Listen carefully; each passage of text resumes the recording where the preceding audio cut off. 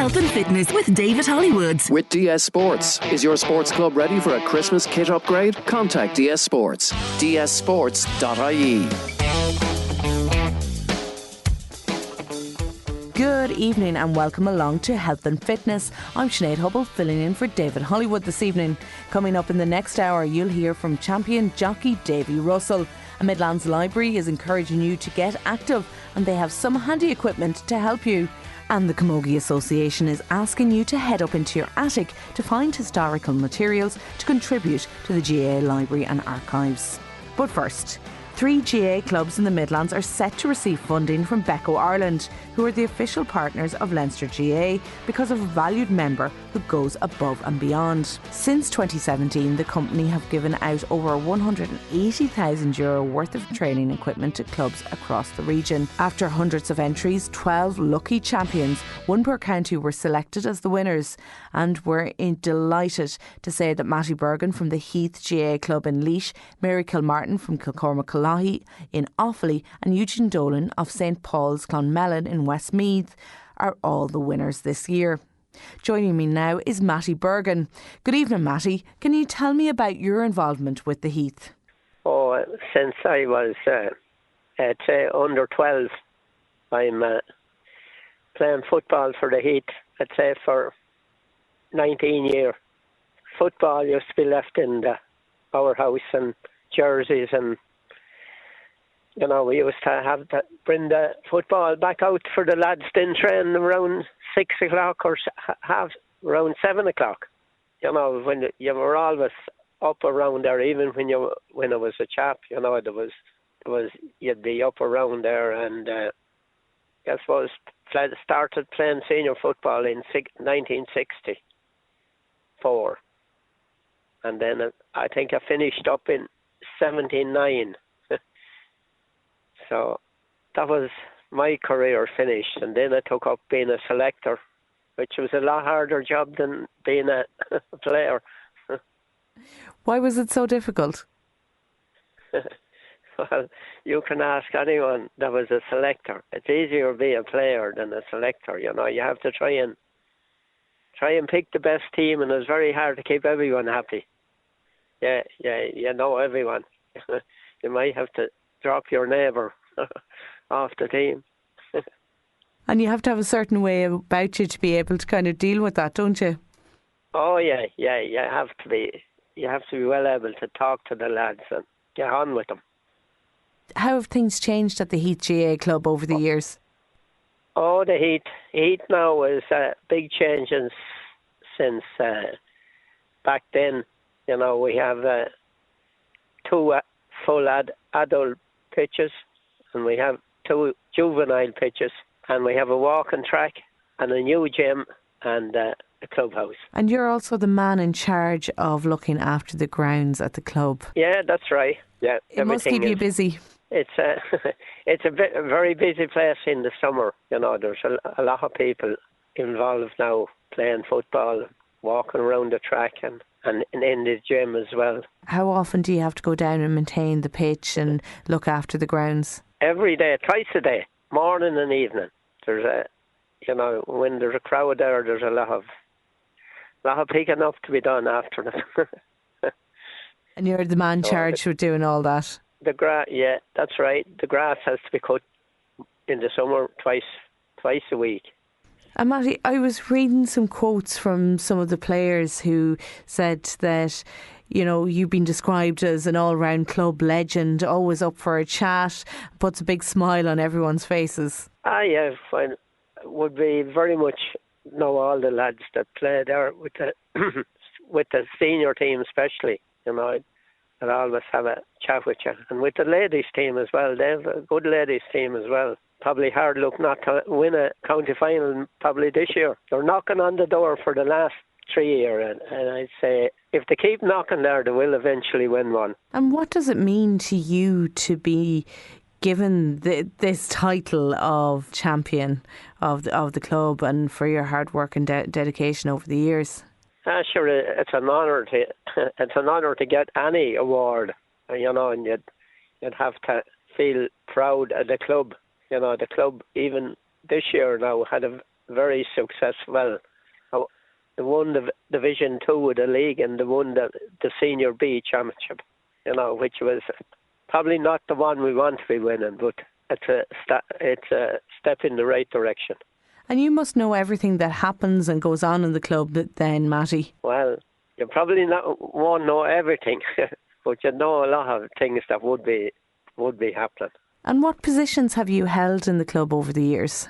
Well, I was a selector in '93 when we won the county final. We bet Ballaroan after a replay, and I was captain a good few times with the Heat. Captain in 1976, we won the league, and I was a player in '74. We won the championship. We beat Hemo in the county final. Matty, thanks very much for joining me on Health and Fitness this week. Congratulations to yourself, to Mary Martin from Kilcormac in Offaly and Eugene Dolan of St Paul's in Clonmelon. Still to come this evening, a Midlands librarian is hoping to get you walking. Health and Fitness. With DS Sports. Is your sports club ready for a Christmas kit upgrade? Contact DS Sports at 085 871 5311 or info@dsports.ie. DS Sports, the teamwear specialists. Your success, our priority. Let's grow together. Midlands 103. Westmeath Libraries is teaming up with the local sports partnership to encourage the community to get walking and stay active. They're introducing the Activator Poles, which you will be able to borrow from your local library. The poles can enhance your fitness, improve mobility, boost strength and balance. They're similar to the Nordic walking poles that are used in the forward position to provide stability, support and to give you confidence, especially if there's concerns around falling. Paula O'Doran, who's a senior executive librarian, has been speaking to Midlands 103's David Hollywood about the initiative. Okay, well, activator poles are a set of tools which have developed from the Nordic walking poles initially, same sort of family, but in Canada they decided to develop them more, so rather than it being used for hiking as much, that it could be used in rehab situations or in community group settings to try and encourage people to get out, to do more exercise and to give them confidence, particularly if they had any fear of falling. And so with these activator poles, you can borrow them, and we're building on the work done already. Our local sports partnership has been running activator pole training sessions with local community groups, and indeed we've held some of them in the libraries over the last few months, and as part of the launch of this initiative in the last week, we've been having some activator pole sessions, because what you're doing is you're trying to use the poles not only to help you balance, but also you can use them to do stretches, but ultimately it's just to give you more ways of adding to your mobility, and how you can use them to do a nice half an hour piece of exercise which will improve your health overall. Paula, what we're talking about here is something that kind of sounds small, but when you look at it, really, it could be a big thing for anyone who hasn't actually tried to see how much an activator pole could help them in their situation. That's true. And like we would always say, look, if you're starting a new form of exercise and you have any concerns, always speak to a medical professional. But these activator poles, you can look at videos which tell you how to use them. There's booklets which will give you little exercises. So what they recommend is you do, with any piece of exercise, that you do a warm up, and there's specific little exercises that you can do with that. You do your walk. You can take it gently or slowly, or you can try and swing the arms and use the poles, and that'll give you extra aerobic exercise, and then do a little 5-minute cool down. And it's using these tools to enhance your exercise and your mobility. And some of it could be as simple as exercising, getting from a sitting position up into a standing position, giving yourself confidence on how to get out of a seat. As I say, for people who have any fear of balance, this will help give losing their balance. This will help give them additional confidence. As a librarian, would you ever have imagined that this would be the kind of work that you do? How do you feel about being involved with a community like this, and for libraries across Westmeath being able to help support people in being active, as well as all the other stuff that the library does do? I think it's brilliant. Libraries have changed. While the core of our work still remains having books, libraries now do so much more. We place ourselves at the heart of the community as much as possible. We try to hold as many free activities and events, raising awareness on things like Healthy Ireland initiatives. It could be something like chair yoga. We work with Sports Partnership again, events like chair yoga, or it could be, say, health and wellbeing talks, or say we recently had talks on the menopause. In addition, we've also just finished a series of lectures and workshops in Athlone and Mullingar called Westmeath, which was about raising health literacy and health awareness. And that covered everything from, preparing to go and visit a doctor and how to, because everybody gets overwhelmed at various stages if they're trying to take in medical information. So little tips like how to prepare, write down questions, things like that. Take notes, so that you can sit and see, okay, does that make sense? Do I need to go and ask questions again? That was one element. It's also looking at your mental health, looking at wellness. So we're delighted to keep working with as many elements of the community. We'll always have resources, whether it's books, magazines, as I say, or directing people to other agencies that may be able to help them. But the activator polls are part of a new sort of direction and providing a library of things. A couple of years ago, we started off having an initiative where we started a toy library so people could actually come and borrow toys or jigsaws from your local library. We've developed it with other materials, like we are piloting a costume swap in Athlone and Moat Library, where people can donate, say, dressing up costumes, and that can be swapped out, and children can have fun. And the Library of Things is another, it also includes things like C-pens, which we have for letting people overcome barriers such as dyslexia, or the home energy kits, which will help you find out where energy is going wrong in your house or find out where it's leaking.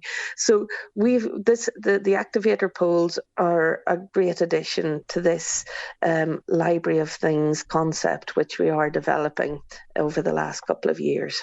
Library of Things, I really like that actually. It kind of nicely sums up what the potential for libraries across the country is, considering the direction that they're going in. It occurs to me, listening to you as well there, you mentioned community once or twice, and working in a library with these kinds of programmes that are community outreach focused and health and well-being focused, you must get a unique snapshot as to and access to a large number of groups from our community that use places like Westmeath Library spaces and across the Midlands as their places to exist and to be. So as a host of those meetings and someone who helps in and around their issues must give you a real sense of connection with the community.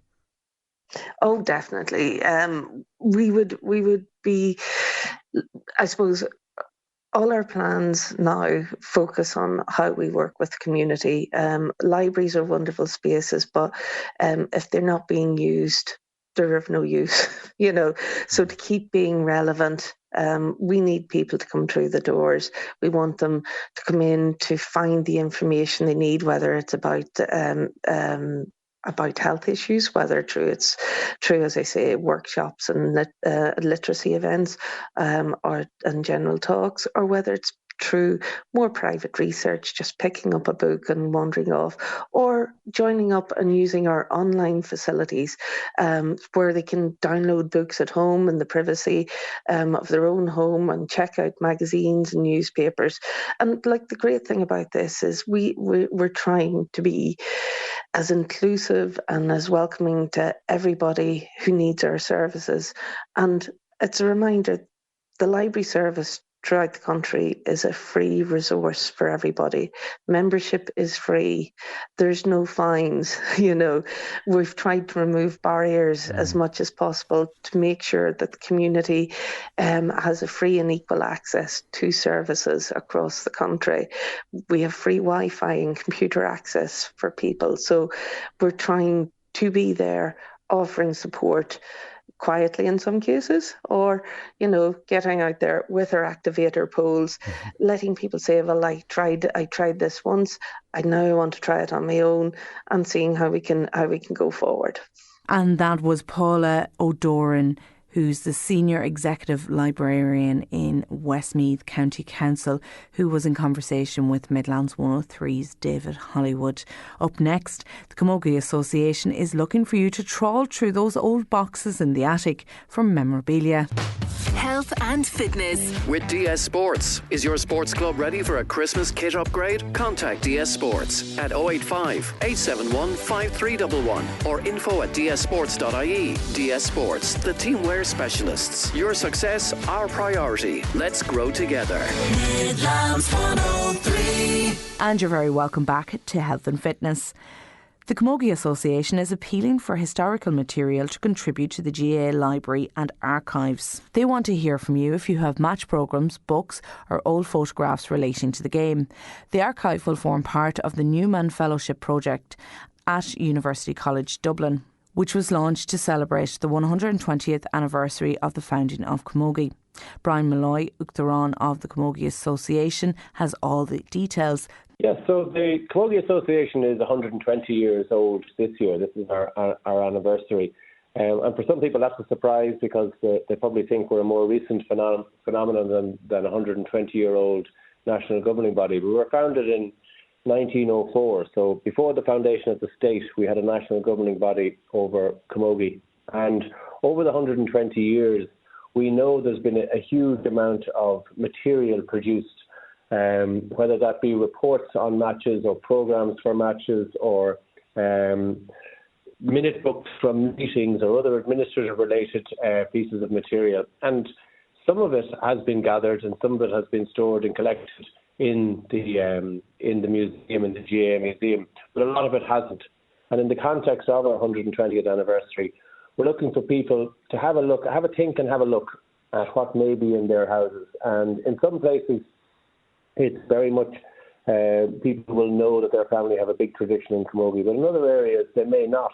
There are, for example, I grew up in Longford, which doesn't have any Camogie club at the moment, but in the 1930s there was a dozen Camogie clubs there. So all across the country there's potentially a lot of material relating to Camogie down through the years, and we want to gather as much of it as we can, because not only does it tell of the rich history of Camogie, it goes to the rich history of women's participation in sport and women's participation in Irish society over the last 120 years. A lot of the items from Camogie and GAA in general are very collectible. People would keep programmes and maybe rosettes, things like that people would have worn to games years ago. Yeah, there's no question about it. And society was very different back then, so we didn't have our phones for taking pictures, etc. People would have meticulously put out local media cuttings about games or about events or about teams and would have stored them in scrapbooks. Unfortunately, I'm old enough to remember scrapbooks. But a lot of people will have kept material and will have kept material at home, whether it be related to the organisation of the club or a team or their own participation or their children's participation or their parents' participation in particular teams. So we know there's a lot of data out there. We expect that there's going to be some really interesting nuggets of information that will have been stored in someone's house, in someone's attic, in someone's spare room over the decades. And it's just to try and encourage people to have a look, have a check and see what's there. And if they do come across anything, to contact the GAA archivist, Adam Staunton, and he will arrange to be able to get it included into the GAA Library and Archives. Because particularly as we move towards integration, it's really important that we gather this information now and it doesn't get lost. Are you looking for personal pieces of information? So if somebody kept a diary about when they played or match reports that somebody might have written in their own diary for their own records? any records that people have at all. So letters, which are personal letters talking about something that related to Camogie at the time, diaries relating to Camogie, old photographs, clippings from newspapers, any publications that reference the local Camogie, opening of grounds, that maybe there was a game played, a Camogie game maybe played at the opening of a grounds, ordinary match programs, but also souvenir match programs that might be particularly special. And then whether there's county convention reports or appointments of committees, whether it be at club or county level, the setting up of clubs, the minute books and records of those clubs. We know it's remarkable the amount of data that we all keep over our lifetime, and we're just trying to get people to have a look and see what they have that will be related to Camogie and that will be interesting for future generations. So the importance of preserving this really valuable insight into history in Ireland, in Camogie in Ireland, and female participation in sport in Ireland, and preserving that for future generations. Have you come across any interesting artefacts that you were surprised by that people had or had kept over the years? No, nothing specific at the moment that I would point to. I know in the museum at the moment there's some interesting old uniforms that were played and old slithers and old references to minute books and clubs and those sorts of things. But this call out is only going out now. I am expecting, I'm very excited about it because I'm expecting that we will find some very, very interesting information particularly when we go back a significant number of years, information that would otherwise have been lost. So I think we will find a lot of really interesting pieces. And this has also been done in conjunction with or kind of the Newman Fellowship on the history of Camogie that we have in place under the very prestigious Professor Paul Rouse in the UCD School of History. And as part of that, list and catalogue records of Camogie Association from its establishment in 94 up to the present day, but it'll also involve the writing of a comprehensive history of Camogie in the context of social and sporting life in Ireland. So everything that we can gather will contribute to that written, documented history of Camogie and of the people who were involved in Camogie over the last 120 years. If people do come forward with items, where will they be kept? In the GAA library and archive, in the museum basically. So it'll be archived within the GAA, and then at different times, different components are on display at different times, but they'll be held in the GAA archives. And will people get their items back at some point? Yeah, if somebody wants to just give us access for a period of time, but in the main, what we're talking about here is that people are contributing these parts of history to the archive, so we have them then in a centralised single location for future generations. And I know people may have some things that they don't want to part with, and that's absolutely fine. They can engage and give us the information about it. But in the main, what we're looking to do is collect in a single place, collect and collate all that information in a single place, which will enable future generations to be able to come and have a look at Camogie down through the generations. It really is a fascinating project and a huge body of work to undertake. Yeah, it's big, but it's really, really important. The use of the fellowship in UCD, the Newman Fellowship, will help in terms of a resource that's there for the next number of years to compile and collate a lot of the data. And the GAA archivist, Adam Staunton, anybody who's an archivist has a real love for historical material of this nature. So it's a labour of love for people who operate in that field. But from an association perspective, it's so important that we capture and that we retain and preserve our history for future generations, so that they can understand, to get a better understanding not only of Camogie and of sport, but of female and the female participation in Ireland's society, as well as female participation in sport. People are really, really rightly proud of their connection to our sporting history and to our Gaelic games in particular. UNESCO has identified the unique importance of Camogie as part of our culture in Ireland. And it's really important, and when you meet people, particularly the older generation who were involved and didn't get a amount of support at the time necessarily, they did it for the love of the game. And I met Kay Ryder at the All-Ireland Series this year, and she had She won 10 All-Ireland medals for Dublin, and we don't hugely in the modern era speak of Dublin as much, although they got to an All-Ireland semi-final this year of winning All-Ireland. But Kay Ryder had 10 All-Ireland medals, and she has them as 2 bracelets with 5 All-Ireland medals on each of her wrists. And such a proud lady, an amazing lady. And there's people around the country that won't necessarily have 10 All-Ireland medals, but they will have a huge amount of material to bring to a central location, to archive it properly so that we have it, and we have it for our future generations when we're talking to them about the development of camogie. And as I said at the very start, a lot of people don't realise just how long the Camogie Association has been in operation. Camogie has been played in Ireland for thousands of years, we know that. But the association as a national governing body for female sport was set up in 1904.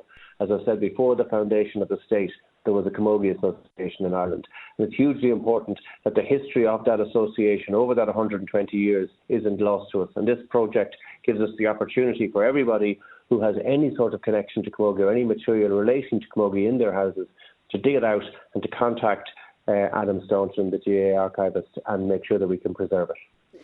It is really fascinating and such a huge achievement for them to be able to found association back 120 years ago without mobile phones, and to be able to get groups together to organise something like this is just hugely impressive. It is, yeah. Like I have an absolute huge amount of respect for Maureen Caneda, who was the original founder of the Camogie Association in 1904, in February 1904. We tend to talk a lot about the foundation of the GAA and where it was in Hayes Hotel and in Tip. Maureen Caneda and a small group. She was 26 years of age, and she founded a national governing body for camogie. She and her friends used to get the bus over to Phoenix Park in order to play camogie, and they used to have to hide their hurls under their skirts because it was time for young ladies to be playing outdoor sports, athletic sports of that nature.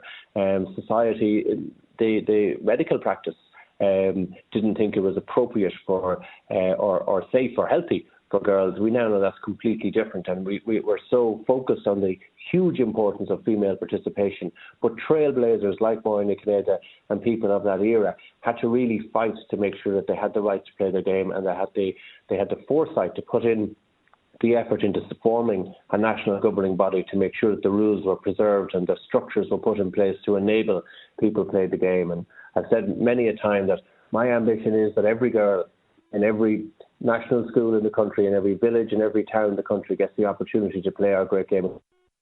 It's a fundamental part of our culture, and it's so important that we give every girl the opportunity to play it. And as you were speaking there about, you know, that of the time women weren't meant to be playing it. So it's great now that the opportunities are there for younger girls to get involved. Yeah, absolutely. And there's more to be done. I'm not for a second suggesting that we're there yet, but a huge amount of work is being done by the volunteers on the ground in particular. We're a volunteer-led organisation, and we wouldn't be able to achieve what we achieve without the work that's been done on the ground by the volunteers day in, day out. They're not getting paid for it. They're doing it out of the love of the game and out of the love of seeing their kids or their nieces or their neighbours or their sisters having the opportunity to play the game. And we get huge support from the GAA, in terms of their commitment to giving us access to facilities and helping us to develop our game and helping us to improve our coaching and helping us to ensure that the majority of people in the country get access to play camogie. And we just need to keep driving that out and make sure that every girl in the country gets access to play our game. Brian, keep up the good work, and thanks for taking time to speak to us on health and fitness this evening. I'll be handing over the reins next to champion jockey Davy Russell. Health and fitness with DS Sports. Is your sports club ready for a Christmas kit upgrade? Contact DS Sports at 085 871 5311 or info@dsports.ie. DS Sports, the teamwear specialists. Your success, our priority. Let's grow together. Midlands 103.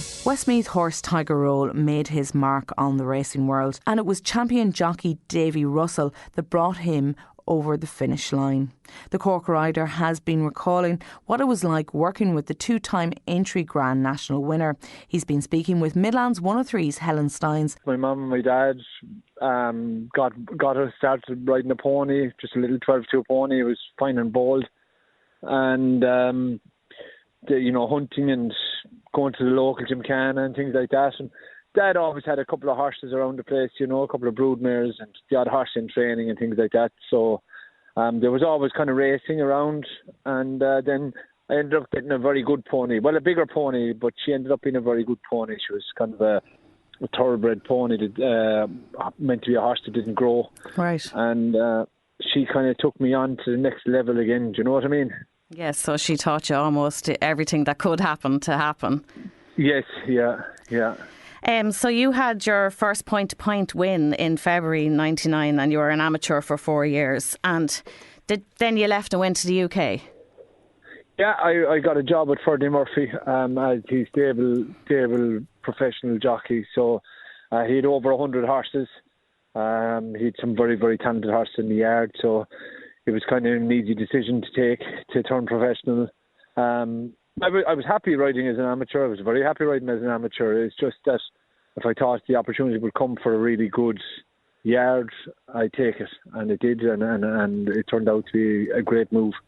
Because you're the second youngest of 6, so you were leaving your family behind, but you knew that it was the right decision to make in your career. Oh yeah, I was big and bold enough at that stage. You know, I was kind of 22 years of age. I was, you know, I'd enough done to move away and do my own thing. You know what I mean? So that wasn't a huge decision. I was happy enough to do that. Yeah. And then you came back home to Ireland, and did you start working straight away then? Yeah, I came home. Things didn't work out brilliant in England. I was there was a lot happening in Ireland at the time. There was an awful lot of trainers that I'd ridden point-to-point winners for were becoming, you know, professional trainers like the Robert Tyner and Liam Burke and different people like that. So I was, you know, I could get as many rides, if not more, and more winners in Ireland and be at home instead of being a stable jockey in England to one place and be tied down. So, and I was happier. The little bit of freedom, being a freelance jockey, kind of suited me better. So I came back and I started going to different people. I started going to Evan O'Grady and Michael O'Brien, Arthur Moore. All the people started using me, and you know, I had some marvellous years with everyone, really. And then you had your first Cheltenham winner in March 2006. Yeah, Philip Rodwell supplied me with my first Cheltenham, my first festival winner, a horse called Native Jack. He was a spare ride. John Cullen was supposed to ride him. He got injured, and I was able to do the weight on him. And it was a handicap back then, and he won. I had a couple of placed rides in Cheltenham and things like that, but no winner. But he was the final. He was the one to break through the ceiling to get me over the line in front. And Native Jack, it was a great day. It was a great feeling to ride your first winner. You know what I mean? It just kind of separated you. You were struggling for so long to get a winner there. And then, you know, they came kind of pretty much every year after that for a good spell, you know. Up until 2020. It's amazing, really, when you think about it. Just to get the first one, though, means so much, doesn't it? Like, oh, it is huge. Like, I may as well be after winning the Gold Cup the same day. It was a huge thing for me. Yeah. To get that first winner, yeah. And then you joined Gigginstown in 2007. Yeah, that was marvellous. We had a great time with Gigginstown. A lot of horses, and it was new and fresh, and there was an awful lot of trainers, which kind of made it a bit difficult trying to get around to everybody. But I loved the job. You know, they were a powerhouse in national hunt racing. They still are, you know, and they were great to work for. And you know, that came to an end then quite abruptly on New Year's Eve. I don't know, 2013 was it, or 2014 maybe. So that stopped, but I didn't stop riding for them, you know. So yeah. And then, so coming to go over to Gigginstown, then we have Tiger Roll. So Tiger Roll is an amazing horse in loads of ways. Like when you won the back-to-back Grand National on him, he was the smallest horse in the race. Then there's only one other horse, Red Rum, that won that back-to-back. But besides that, looking at it on the television, you absolutely love Tiger Roll. Do you have an amazing connection with him? Yeah, and I didn't ride him that much because, as well, you know yourself, Lisa O'Neill done a lot of the work with him at home, and he had his regular riders at home because he can be a little bit quirky.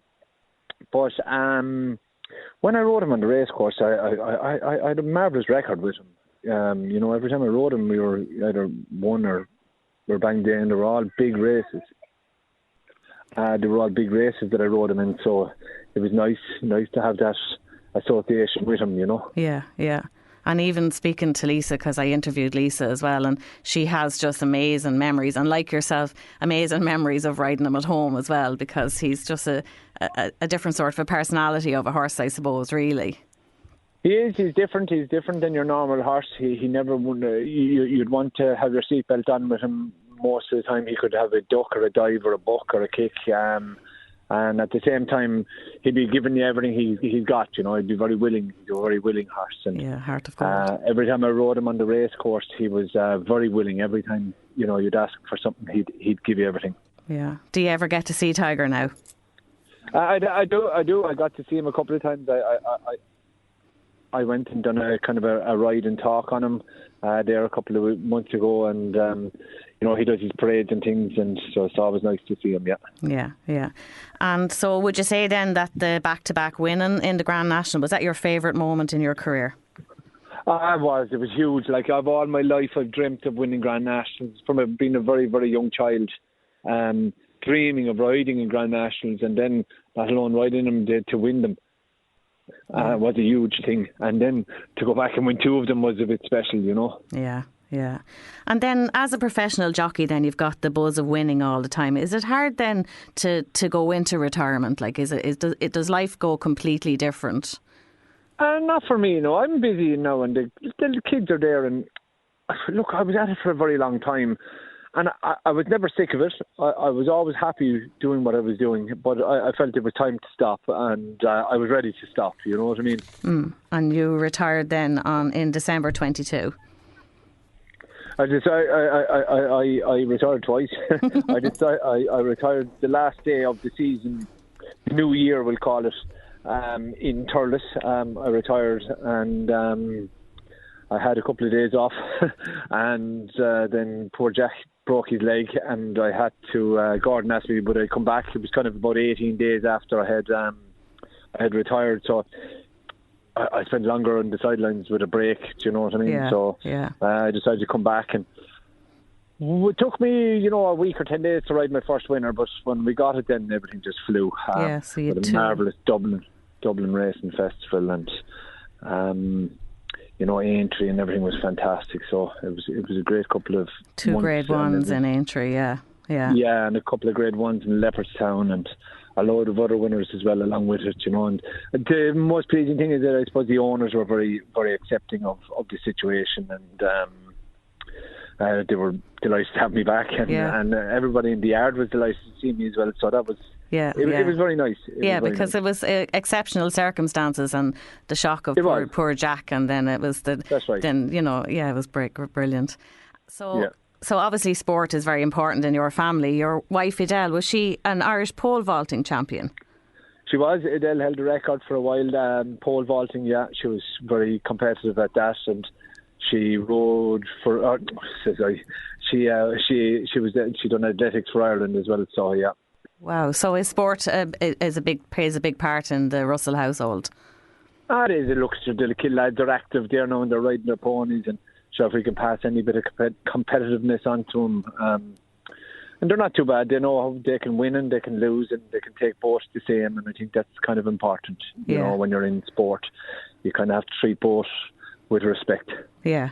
Well, you know what it's like to see the good sides and the downsides of it all. That's right. Yeah. So did you always wanted to be a jockey, Davy, did you? I always wanted to work with horses, whether it be show jumping or just riding them. I loved hunting and just being around them. And then when I started riding, I really enjoyed that. Yeah.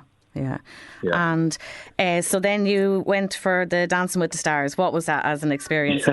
Because obviously being fit and having a drive was so important in a situation like that.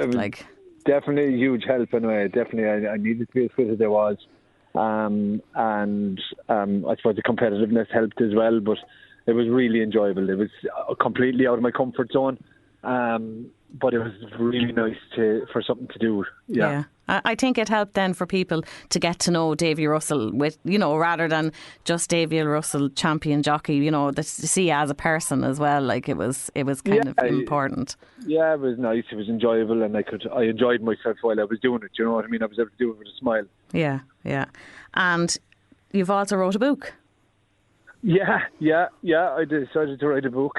Took me a bit of persuading, but we finally got it finished now. So it's been launched in Punchestown the day of the Morgiana, the end of the month there. The Morgiana Hurdle is on the end of November, so we're going to launch it there, and it's on sale at the moment, and it's doing quite well. So. And so Don McLean, big man commentator in Irish Field and Racing TV. So he co-wrote it with you, did he? Yeah, Don done a lot of work and a lot of research, and kind of had to remember all of the stories and bring them back, and I just had to tell them all over again. Yeah. Wow. So after a life of ups and downs and the sacrifices that you had to make in your life for being in your career, where do you see yourself in 10 years? Or where would you like to see yourself in 10 years? Oh, where I am, just comfortable and happy with the kids. The kids will be grown up at that stage, and I don't know. I should just tipping away. Really, I don't really know. I haven't put a whole lot of thought into much during my life. Yeah. Plenty of rosettes on the mantelpiece anyway, hopefully. Yeah, well, hopefully, yeah. Hopefully the lads, I can help them in whatever way I can. And thanks to champion jockey Davy Russell for speaking with Midlands 103's Helen Steins. Well, that's all we have time for on Health and Fitness this week. David Hollywood will be back from 7 o'clock next Friday. Have a lovely weekend. Goodbye.